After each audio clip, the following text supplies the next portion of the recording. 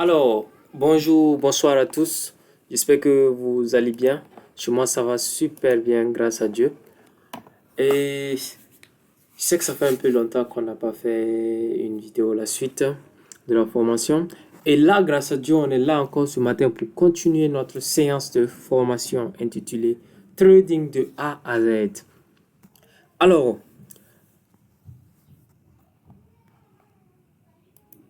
pour le chapitre suivant, et sans plus tarder, nous allons voir.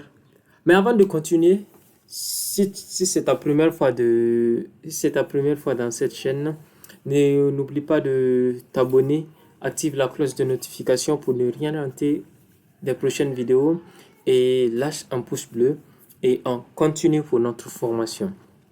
Alors aujourd'hui, nous allons voir, c'est un peu une suite de ce qu'on a vu la fois passée et chapitre 6. Dans le chapitre 6, nous allons apprendre à lire facilement un chandelier japonais.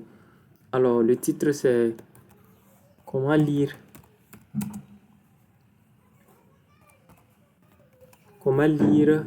facilement un chandelier japonais.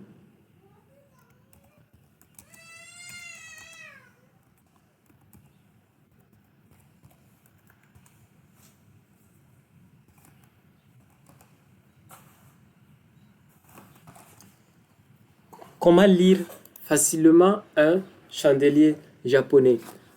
Alors, tu entends souvent parler de chandelier japonais, mais ça te semble compliqué. Pas de panique. Dans cette vidéo, je vais t'expliquer pas à pas comment lire et comprendre un chandelier japonais pour savoir ce que font les acheteurs et les vendeurs dans le marché. À la fin, tu seras capable de lire un graphique comme un professionnel. Bien vrai qu'on a commencé dans le chapitre 5, nous avons vu comment interpréter un graphique, comment lire un graphique facilement.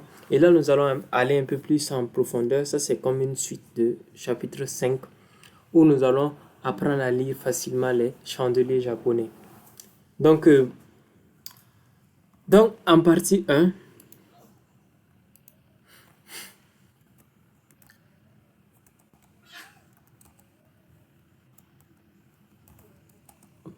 nous allons définir un chandelier japonais.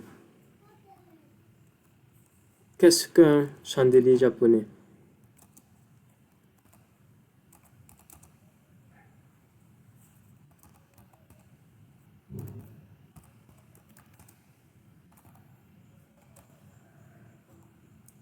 Qu'est-ce qu'un chandelier japonais? J'arrange quelques trucs ici.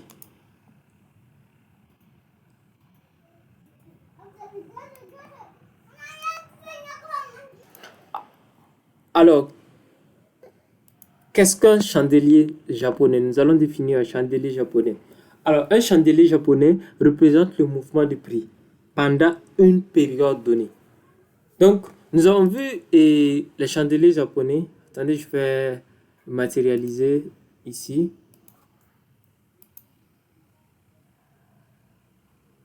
Nous allons définir ça comme étant un chandelier japonais, par exemple. Je vais le faire en gros, par exemple. Là, avec les différents mèches.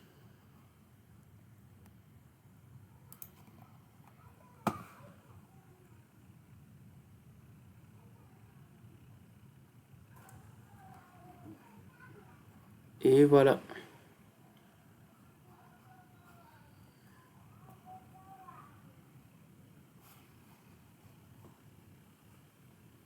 Ensuite, plaçons un autre ici. Et nous allons remplir le fond de verre peut-être.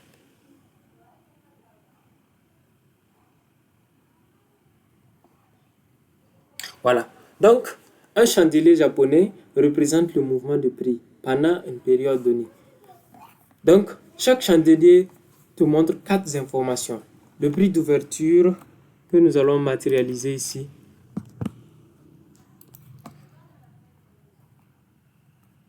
Le prix d'ouverture. Un instant. Open. Je vais le mettre open. Le prix d'ouverture.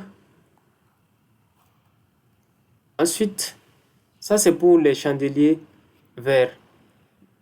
Le prix de la fermeture. Je sais qu'on a vu ça la fois passée dans le précédent chapitre. Close.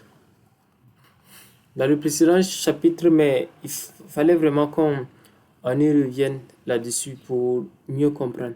Le prix d'ouverture, le prix de la fermeture, le plus haut du chandelier. Le plus haut, c'est ici. Ça, c'est pour... bon, j'ai renversé le truc. Mais bon, il n'y a pas de souci. Je le supprime. Le prix de la fermeture. Ensuite, on a le plus haut qui est ici.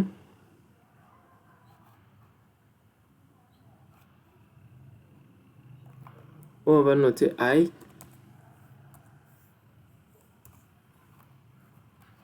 Et le plus bas de la bougie ici, on va mettre le là-haut. Et ce qu'on a eu à expliquer de long en large la fois dernière. Pour une bougie baissière, ça sera un peu le contraire en fait. Donc,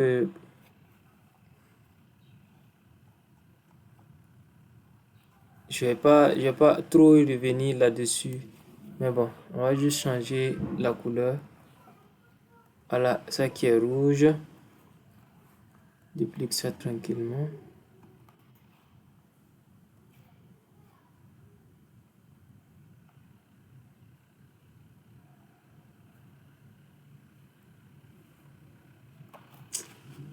C'est pas vrai.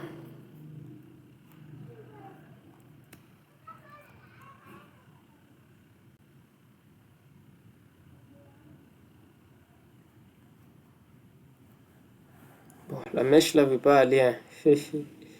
Ok, il n'y a pas de souci. On l'a bien mis. Ça aussi. Donc, c'est un peu ça. Maintenant, pour la bougie baissière, c'est comme ce qu'on a vu. Son ouverture sera en haut et sa fermeture sera en bas. Donc, je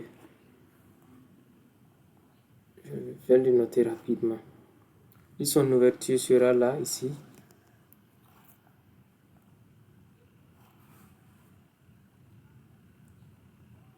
Et son open est là.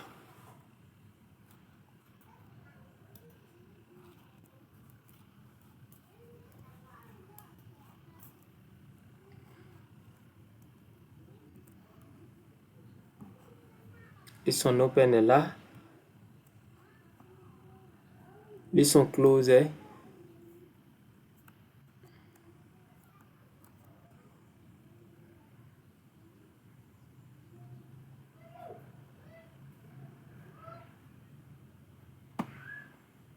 Et son close est là.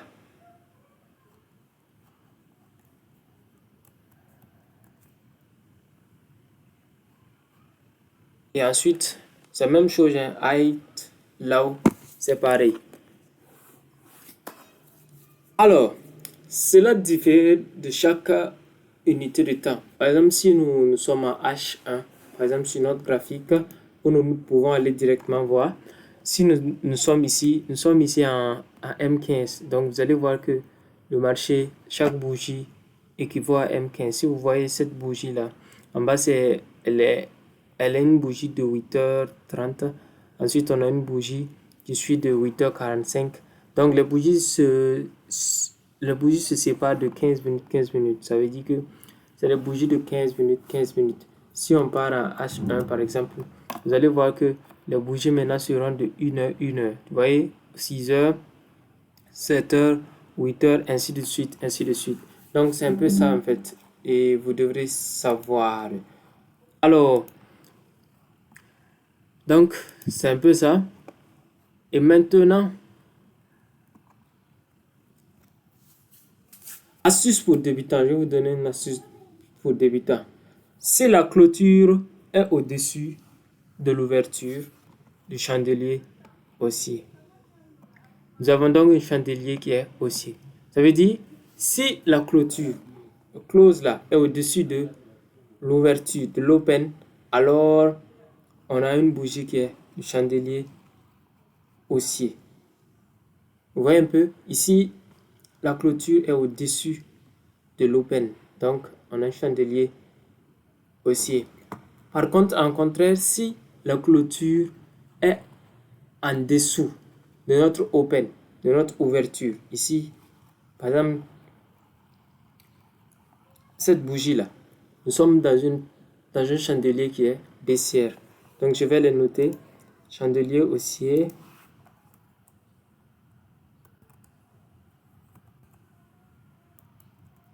Bougie haussier. Bougie.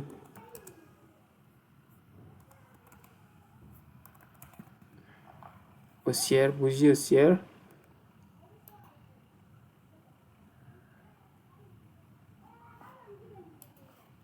Et ici, on a une bougie baissière. Là, ici, on a bougie baissière. Donc, c'est un peu ça. Donc, on a vu ça la fois passée.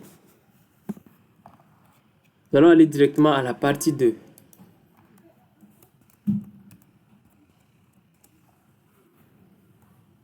Et en partie 2, nous allons voir quoi? Les structures d'un chandelier. Nous allons voir les structures de chandelier japonais.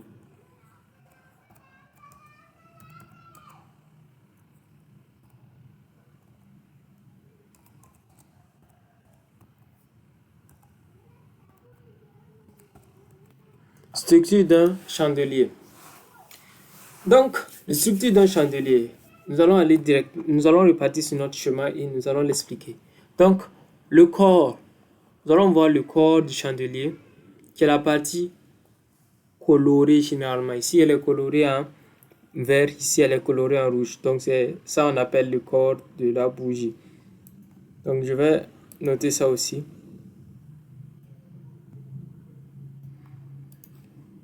Le corps. Et là, on prend une bougie quelconque. La structure de la bougie, elle est aussi pour la bougie baissière comme la bougie haussière. Donc, c'est pareil. Donc, ici, on a le corps.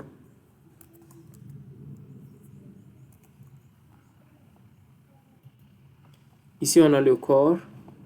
Et ensuite, les mèches. Les mèches, là, c'est ceux qui sont là. Donc, comme ils sont pareils, je vais les compléter ensemble. Donc, ici, on a les mèches.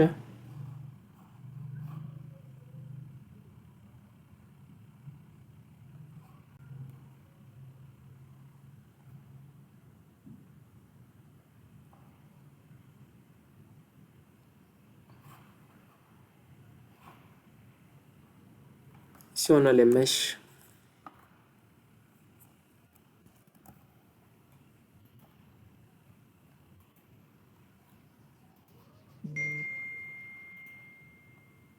Et ici, on a les mèches. Donc, on a le corps qui est la partie qui est colorée, qui montre la différence entre l'ouverture et la clôture. Et on a les mèches qui sont les plus hauts et les plus bas, les hauts et les bas que le marché a pu atteindre. Donc, par exemple, si ici notre ouverture était là, le marché a dû peut-être descendre en bas d'abord, de une mèche, avant de remonter. Monter carrément en haut, par exemple, revenir clos en bas, il a créé des mèches. Est-ce que vous voyez? Donc, c'est des outils qui vont vraiment nous aider pour la suite. Ensuite, on a la couleur. La couleur, ça va dépendre de chacun. Par exemple, ici, on a une bougie qui est vert. Le vert qui est désigné pour la bougie haussière.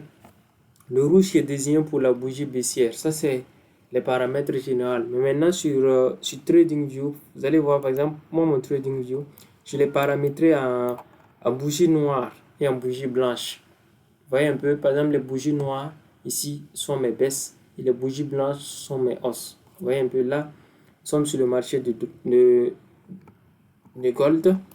Voyons que le marché est en train de monter un peu. Vous voyez un peu, après une longue range, nous avons vu les structures de marché, n'est-ce pas? Nous avons vu les différentes tendances. Nous avons vu tendance baissière, tendance range, avec cette moyenne mobile qui était en train de ranger, et nous voyons que le marché est en train de monter en haut. Donc, ça peut être une tendance haussière qui va s'annoncer. Vous voyez un peu? Donc, c'est un peu ça. Je vais voir quelque chose rapidement.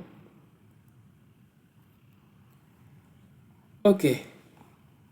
Donc, structure du chandelier. Nous avons vu les structures du chandelier.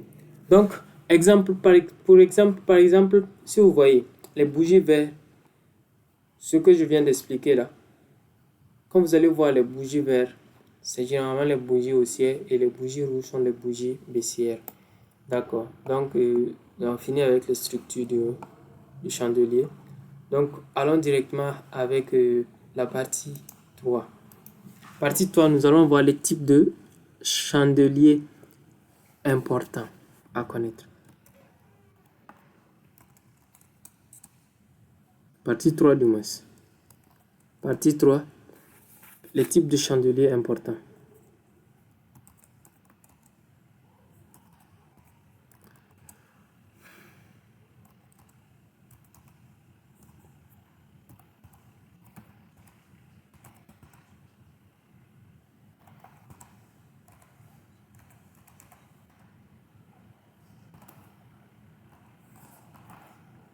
Les types de chandeliers importants. Pour les types de chandeliers importants, on a 3 chandeliers de base à connaître. Donc 3 chandeliers de base à connaître, d'où nous allons voir en petit 1. Ces chandeliers-là sont des chandeliers que vous devrez connaître absolument pour prendre des positions. Excusez-moi. Donc, nous allons d'abord voir la bougie pleine.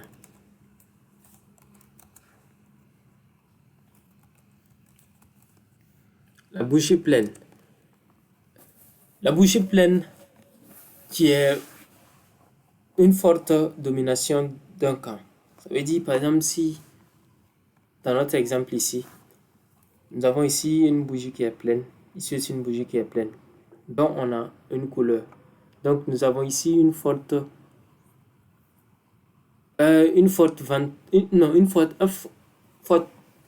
présence d'acheteurs ici. Voilà pourquoi ça nous a montré que la bougie, elle est haussière. Vous voyez un peu? Donc, c'est la domination. Donc, nous allons voir directement cet exemple qui est là.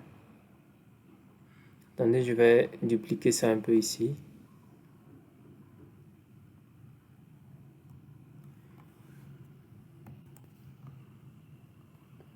Nous allons prendre cet exemple directement au lieu de redessiner encore. Donc, ça peut être une bougie qui est pleine.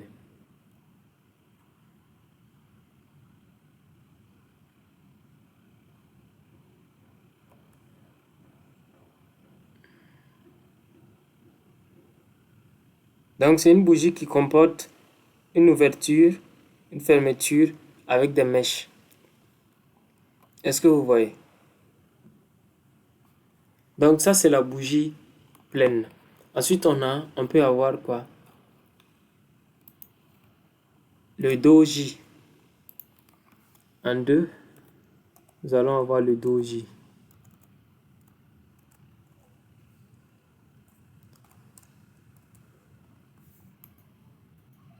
En 2, nous avons le doji. Et le doji, c'est quoi? Le doji, c'est une indécision. L'ouverture et la clôture sont pareilles. Ça veut dire que je vais le matérialiser ici, vous allez voir. Parce qu'on dit que une image vaut 1000 mots.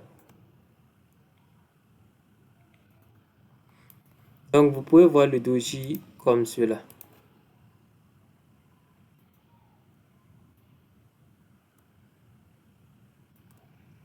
Vous pouvez voir le doji comme ça. Ça veut dire que là où le marché a ouvert, là où la bougie a été ouverte, là, Au moment où laquelle bougie a été ouverte, il a descendu, il est remonté, il est revenu clôturer au niveau de notre ouverture. Donc là-bas, c'est une indécision. On ne sait pas c'est quoi, on ne sait pas c'est une bougie quoi. Par exemple, là où vous voyez comme ça, là, on n'a pas de couleur. On ne sait pas si c'est une bougie qui est haussière ou baissière. Donc, on ne sait pas si c'est les vendeurs qui ont pris le dessus ou bien c'est les acheteurs qui ont pris le dessus. Donc, elle est un peu bizarre. Donc, après ça, nous allons voir en troisième type de bougie que vous devrez connaître.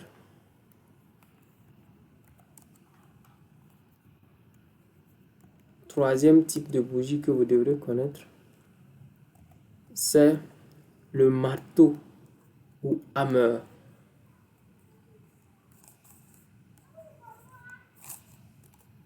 Le marteau. Tout ce qu'on voit, les types de bougies, ce sont des bougies de confirmation. Ce sont des confirmations de prise de position. Ou hammer. Hammer, c'est en anglais. C'est marteau, c'est marteau en anglais. Les anglophones, là. Ok.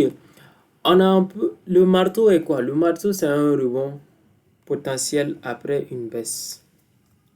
Le marteau se trouve en bas. Je vais le matérialiser, vous allez voir. Le marteau là est constitué de quoi? Par exemple, le marteau est constitué de quoi? Et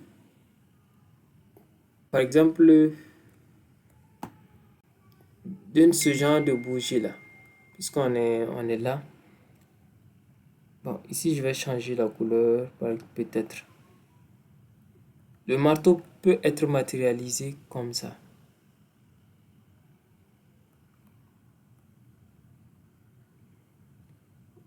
Vous voyez que ça ressemble à un marteau de Thor qui est en bas. Bon, je vais changer la couleur. Faut pas que vous allez penser que à chaque fois ça peut être vert. Ça peut peut-être être ça peut peut-être être rouge aussi. La couleur du marteau peut être rouge aussi. Donc vous voyez. Donc c'est ça le marteau qui représente quoi? Qui représente un rebond après une baisse. Ça veut dire si le marché est en train de venir comme ça. Si avant le marché venait comme ça, arrivé ici, il crée un marteau, nous avons une bougie de confirmation ici, englobant haussière ici, le marché peut repartir à la hausse comme ça, avec le marteau. Vous voyez un peu, non? D'accord.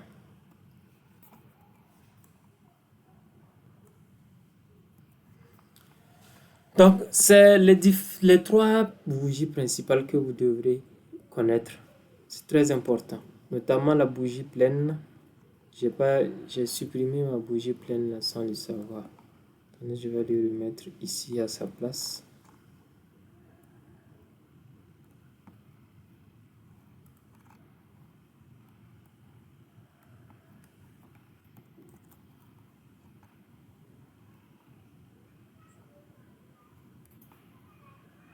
Un instant, s'il vous plaît.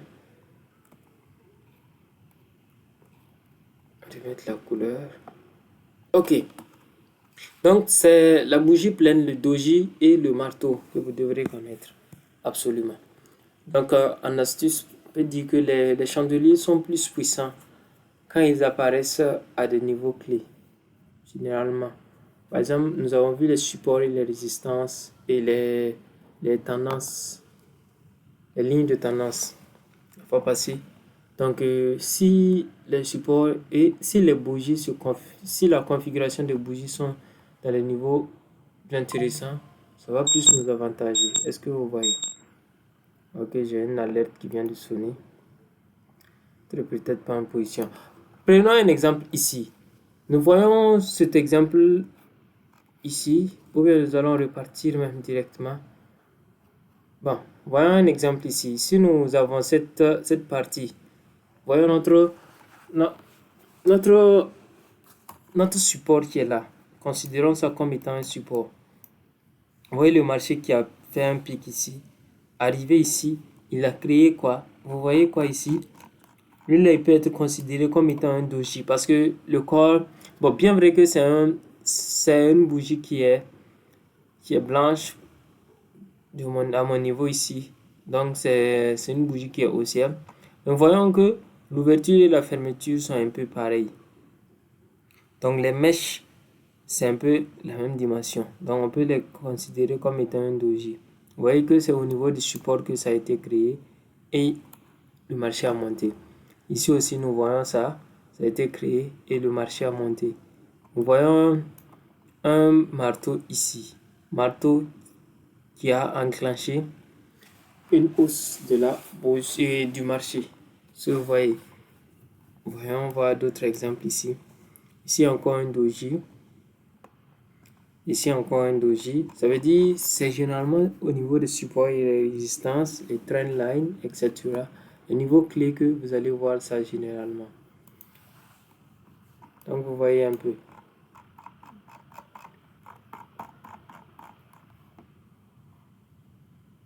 Donc c'est un peu ça. Maintenant, nous allons voir directement la partie 4. Partie 4.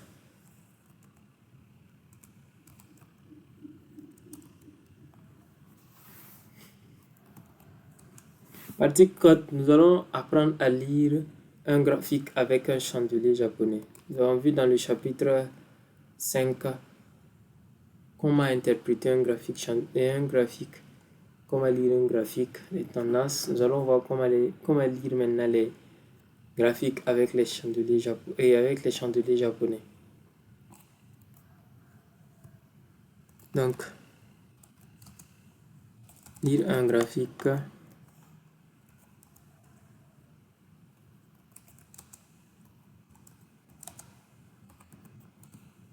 avec les chandeliers.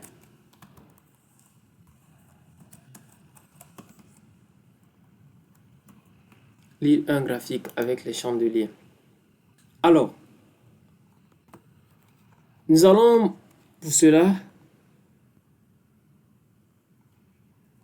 partir sur un graphique, sur notre graphique par exemple. Si nous partons genre ici, je vais prendre un exemple neutre. Nous voyons ici par exemple sur le gold en M15. Vous voyez que nous avons une tendance qui est d'abord baissière, qui est matérialisée par ça. Ensuite, nous avons vu quoi? Que le marché a commencé à range. Des plus bas et des plus hauts de plus en plus, même chose. Donc ensuite, nous avons vu que le marché a cassé une résistance, le marché est en train de monter. Donc ce qui va nous intéresser ici, c'est quoi? Un instant. Je barre ça là d'abord. Est-ce que vous comprenez ça déjà? Nous allons identifier les différents bougies. Identifions déjà une bougie qui est haussière ici, une bougie pleine. Je vous laisse identifier ça. Vous voyez que lui là par exemple, ça peut être une bougie qui est haussière. Lui qui est là.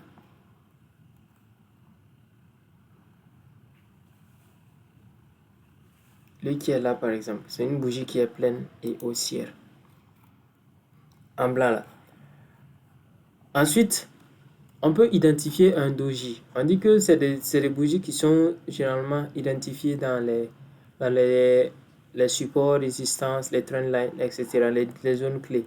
Par exemple, si nous prenons ces zones clés-là, nous pouvons identifier plusieurs configurations de bougies. Par exemple, là, on peut avoir un doji ici. Vous voyez que c'est un peu précis.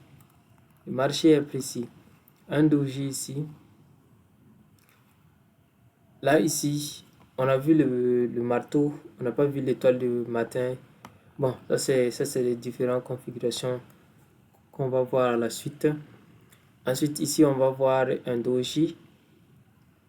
Ensuite, on peut voir après un doji même, une bougie à corde pleine. Ici aussi une bougie baissière, une corde qui est pleine. Donc, c'est un peu ça, en fait, le principe. C'est d'identifier les différentes bougies et les différentes bougies sur un graphique. Donc vous voyez un peu. Donc pour rappel important, ne te base pas sur un seul chandelier. Regarde le contexte, la tendance générale et les niveaux techniques pour pouvoir identifier tes prises de position. Pas regarder un seul chandelier. C'est les configurations qu'il faut regarder. Par exemple, là, on sait que c'est les différentes bougies qui sont ici, là. C'est eux qui ont formé notre, notre tendance orange ici. Donc, c'est ça qu'il faut regarder.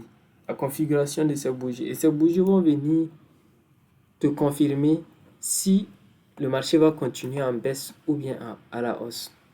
Par exemple, là, cette doji-là nous a donné une tendance baissière ici, une tendance englobante baissière. Donc, ça nous a confirmé que le marché allait descendre. Donc, on pourrait prendre position ici.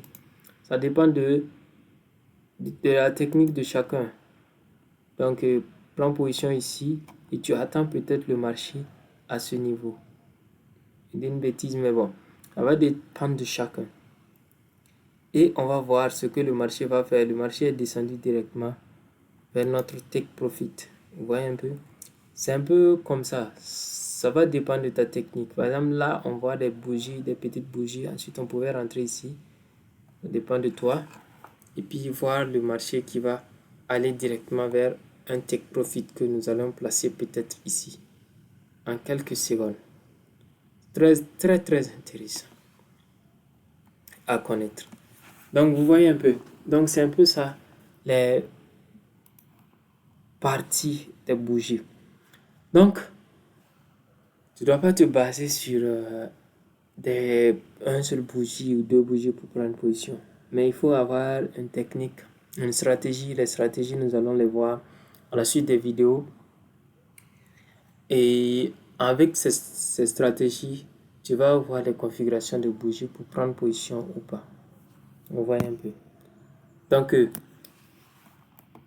pense que c'est bon. Nous allons voir maintenant en conclusion. Nous allons conclure et puis savoir ce qu'on va faire. Donc, en conclusion,